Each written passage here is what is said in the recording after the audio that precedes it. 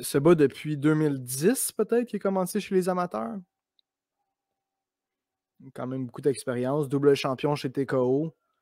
Il en est à son 11e combat dans l'UFC. Je pense qu'il y a plus de combats dans l'UFC que Chris Curtis. Chris Curtis qui est quand même arrivé tard dans l'UFC. Mais il a affronté des gars comme Brendan Allen. Son combat contre Nassourdine Imavov à son dernier combat, c'était moyen comme performance pour Chris Curtis, qui est capable de sortir des performances mauvaises. Là, alors que c'est commencé, les chums. Barrio contre Chris Curtis.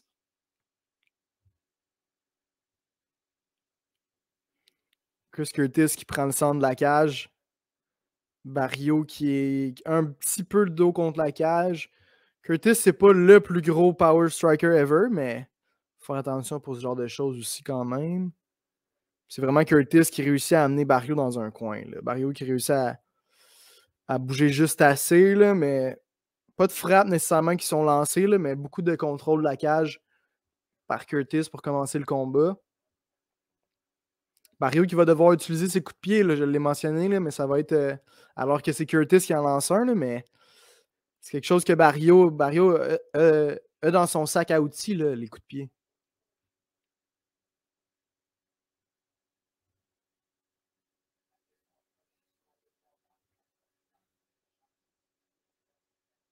Barrio qui est patient, même chose pour Curtis. Les deux veulent voir un petit peu qu'est-ce que leur adversaire a à offrir. Un autre leg kick de la part de Curtis, alors que Barrio fait une petite pirouette sur lui-même.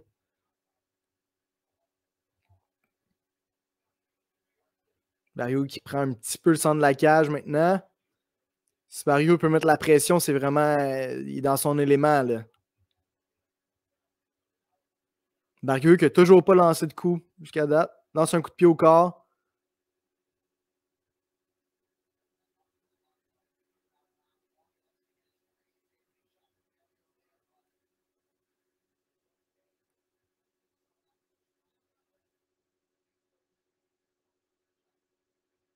Bon coup de pied de la part de Barrio.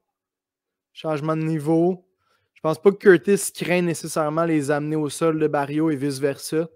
Chris Curtis pas reconnu nécessairement pour ses amener au sol non plus.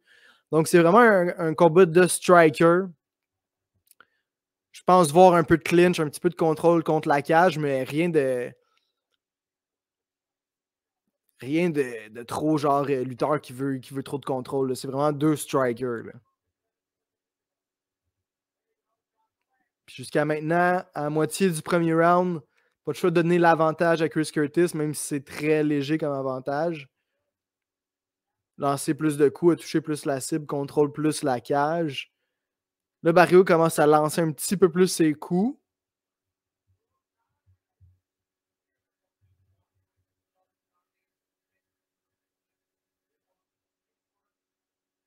Deux coups de pied de suite de Marc-André, j'aime ça.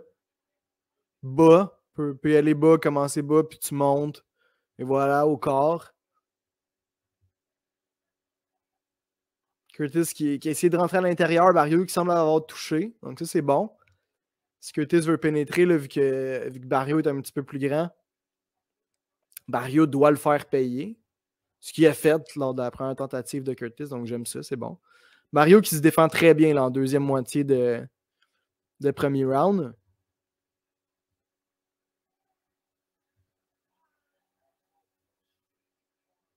On n'a pas non plus nécessairement que le combat a commencé, entre guillemets. On s'est lancé beaucoup de strikes, mais on s'étudie beaucoup. C'est un rythme plus lent.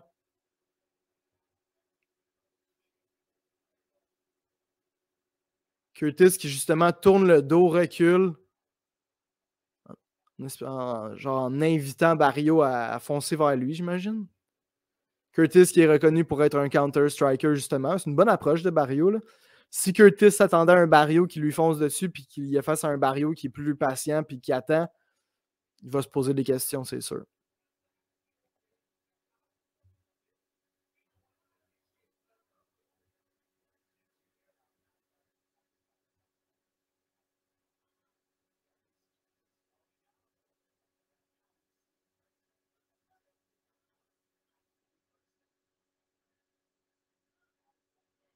Là, c'est Curtis qui a vraiment le centre de la cage.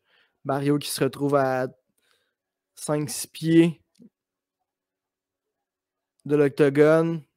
Ah, là, il reprend un petit peu le contrôle avec une belle combinaison là, qui termine avec un uppercut. J'aimerais voir plus de coups de pied, encore une fois, de la part de Marc-André.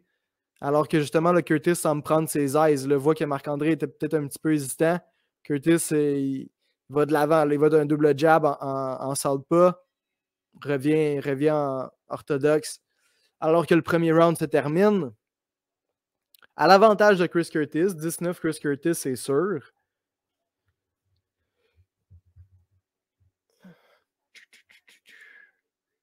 Marty, Green Ketchup qui dit: Tu nous fais une imitation de Poilièvre avec ta pomme. Je sais que c'est le politicien, mais à part ça, la référence, je pourrais pas te dire mon Marty. Frankie qui dit: Jesse, tu nous divertis et tu alimentes bien le chat. Ben ouais, man. Shout out à Jesse, man. MC qui dit: Marc-André, deuxième round. Pas le choix, man. Il va falloir qu'il sorte là, parce qu'il y a de l'arrière. Là.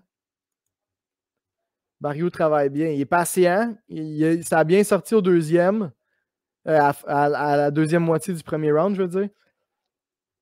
Mais je pense qu'il va devoir avoir plus de output. Là. Il va devoir monter le volume.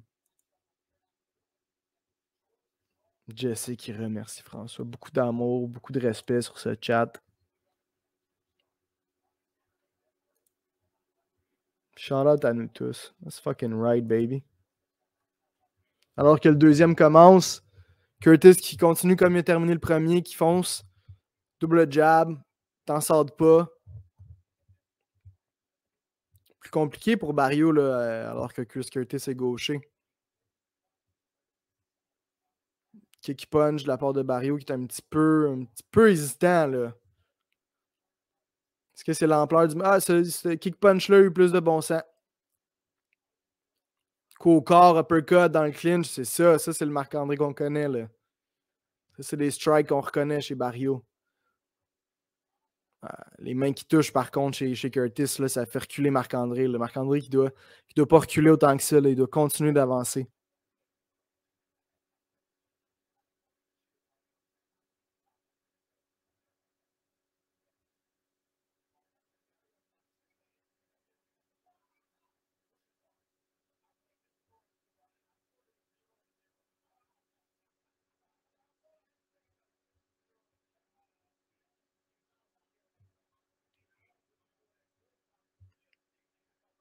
Barrio qui laisse aller un petit peu ses mains. L'affaire, c'est qu'il fonce, il frappe, il touche, mais il recule. Il ne devrait jamais reculer. Plus facile à dire qu'à faire, vous me direz. Chris Curtis n'est pas ranké pour rien là, chez les middleweight. C'est un bon là, qui a affronté la crème de la crème, qui se bat littéralement avec Sean Strickland 10 fois par semaine. C'est pour ça que Barrio doit vraiment y aller d'une performance extraordinaire là, pour gagner ce combat-là. Puis à l'image de Sean Woodson et Sam Peterson, quoique Sam Peterson est allé d'un finish au premier round, Chris Curtis, il n'est pas là nécessairement pour offrir un spectacle. Certes, c'est lui qui est classé numéro 13, mais il est chez Barrio. C'est Barrio qui. C'est pas un espèce de. C'est pas un showcase, mais c'est un peu une occasion pour Barrio de vraiment montrer de quoi il est capable et est-ce qu'il est capable de se battre avec l'élite de l'élite. Donc Chris Curtis arrive là. Certes, il est favori sur les odds, mais pas nécessairement. Oui, il faut qu'il gagne, mais il n'a pas nécessairement besoin de faire le show du show. Là, fait que pour l'instant, il en fait assez. Là, ça échange. J'aime Marc-André qui lève le volume. Bon coup dans le clinch. Marc-André qui a peut-être le dessus là, dans le dernier 15-20 secondes. Il va de l'avant même s'il mange des coups. C'est ça qu'il faut. Là. Oui, ça fait mal, mais Barrio, il est habitué. Là, il est là-dedans. Là. Puis justement, c'est ça qui va tanner Chris Curtis. Puis Barrio, c'est comme ça qu'il utilise son cardio. Il va tout le temps de l'avant, même si il mange des shots, puis c'est pas nécessairement lui qui domine. Il va de l'avant, puis il épuise son adversaire, alors que lui il se nourrit de ça. Là. il a plus d'énergie plus le combat avance, là, contrairement à son adversaire.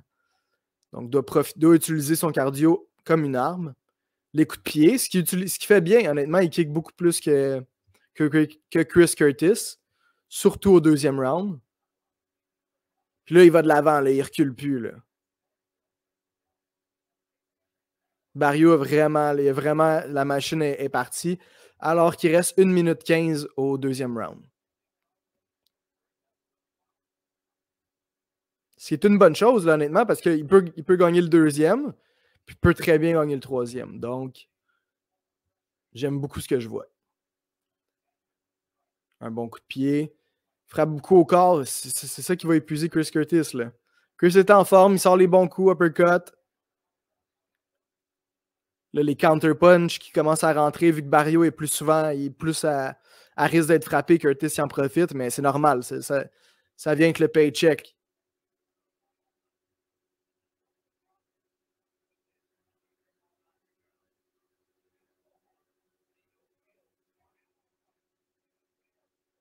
Mario qui donne pas un pouce à Chris Curtis, j'aime beaucoup ça. Là, tu vois que Curtis, soit il prend plus ou moins son temps pour économiser de l'énergie, ou il est juste tout simplement fatigué puis il choisit les moments pour attaquer. Mais il est plus souvent en train de défendre que d'attaquer Curtis. Là. Alors que Barrio termine le deuxième round en force. Curtis qui touche avec les uppercuts. Très bon deuxième round. J'ai ça 19-19. Là, je donne le deuxième à Barrio.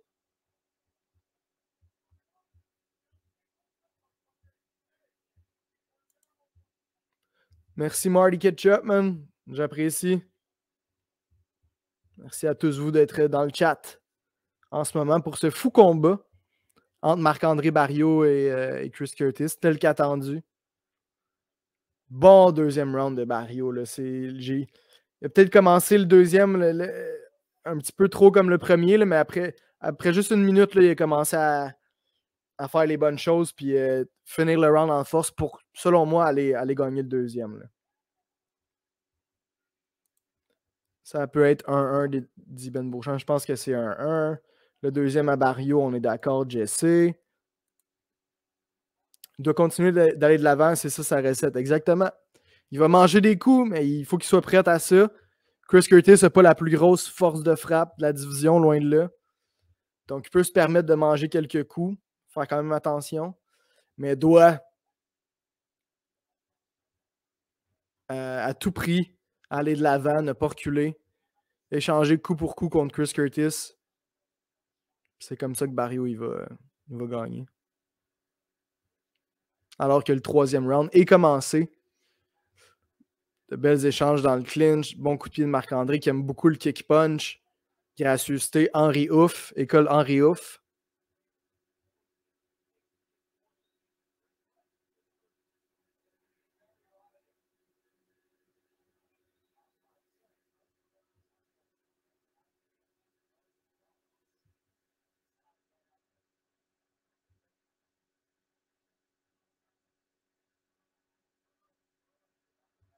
Bon, on s'échange de bons uppercuts là, dans le milieu de la cage. Curtis qui est un bon joueur, là, un bon adversaire là, pour Barrio ce soir.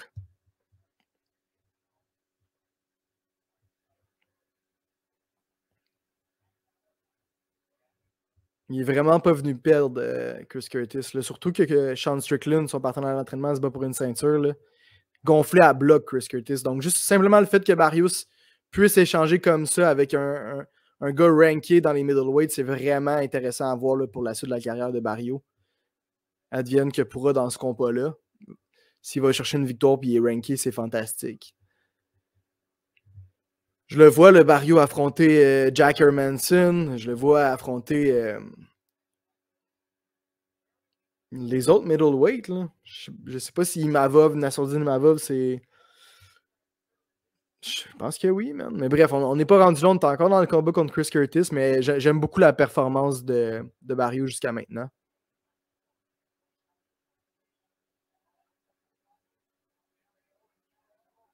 Il semble avoir le dessus, là, des bons genoux dans le clinch. Là. Ça, c'est vraiment le Marc-André qu'on connaît, là. Échange des crochets.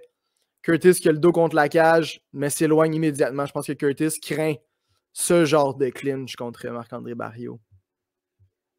Alors que Barriault utilise son cardio vraiment comme une arme, ce qui est vraiment un outil rare là, dans l'UFC et dans les sports de combat en général. Le Barriault qui utilise excessivement bien son cardio. C'est-à-dire y aller d'un output de complet fou, puis juste jamais arrêter de frapper puis d'aller de l'avant jusqu'à ce que son adversaire ne cesse de vouloir continuer. Alors que Chris Curtis lande un bon genou dans le clinch. Encore une fois, je me répète, mais Chris Curtis est un bon joueur. Barriault qui lande un énorme uppercut dans le clinch. Curtis qui en a pour son argent. Il n'y a pas de doute. Là, il se dit OK, Barriault, il est for real. Là. Tout le monde se dit ça en ce moment.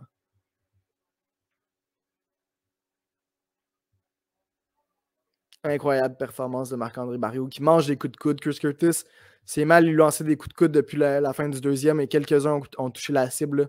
De violents coups de coude qui touchent Marc-André, mais Powerbar continue d'aller de l'avant, embarque dans le clinch. Chris Curtis qui débarque du clinch à chaque fois. Vraiment, Curtis ne veut rien savoir du clinch, veut rester à distance, échanger en style boxe avec Barriault. Même en dirty boxing, c'est Barriault qui a l'avantage. Donc, Barriault qui veut vraiment aller de l'avant, foncer, réussir à mettre la main sur Curtis. Alors que Curtis lène de bons coups. Il reste un petit peu plus d'1 minute à faire au combat. Les deux combattants qui ont dépensé beaucoup d'énergie. Beaucoup de coups ont été lancés, là, mais vraiment beaucoup.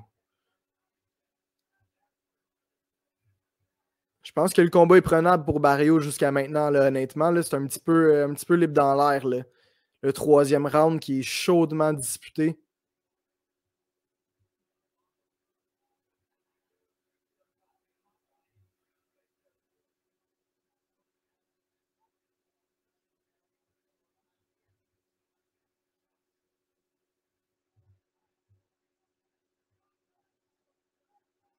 Chris Curtis qui met ses mains dans le dos. Showman quand même. Le Action Man est un showman. Alors qu'on s'échange des uppercuts dans le clinch style hockey. On donne le tout pour le tout là, alors qu'il reste 15 secondes à faire. On est dans le clinch puis on s'échange des coups. Là. C'est un brawl de tous les instants là, en ce moment dans l'octogone. Et Barriault ne laisse pas sa place pantoute. Là. Même, je pense qu'il en a fait assez, honnêtement. Là. Honnêtement, je pense que Barriault en a fait assez. Gagner les deux derniers.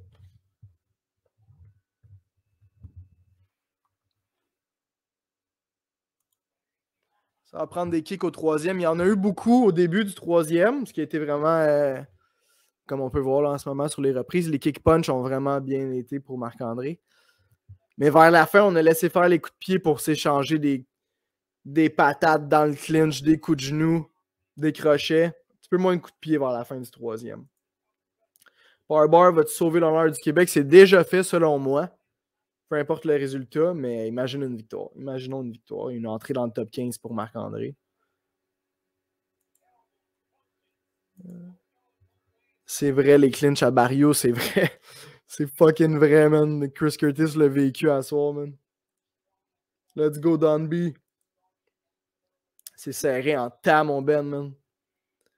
Qui a pu voir la fin, effectivement, c'était plus un brawl boxing style. C'est serré en Chris dit Jesse. Oui. Oui à toutes ces réponses, mes gentils hommes et femmes. Alors qu'une décision suivra sous peu. Ça peut aller des deux côtés, honnêtement. 29-28 d'un bord ou de l'autre. Mais j'ai tendance à donner le round 1 à Chris Curtis, le 2 et le 3 à Marc-André Barriault. Voyons voir si mon intuition est la bonne.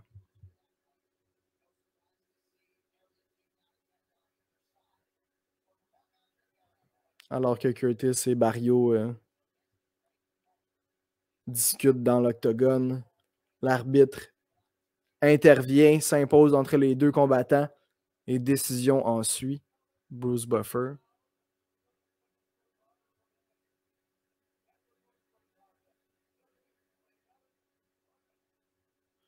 Un juge qui compte le combat 30-27. Un autre juge. 30-27 Curtis, 29-28 Barrio. Ah, et c'est Chris Curtis qui l'emporte. Par décision partagée. Ouf. MC, Jean Raclette qui dit pareil pour moi. MC qui dit aussi que t'es un casual. T'es pas un casual, bro. T'es sur le stream à Max Carabine pendant qu'on écoute l'UFC 297. Là. Pas un casual qui ferait ça, mon gros.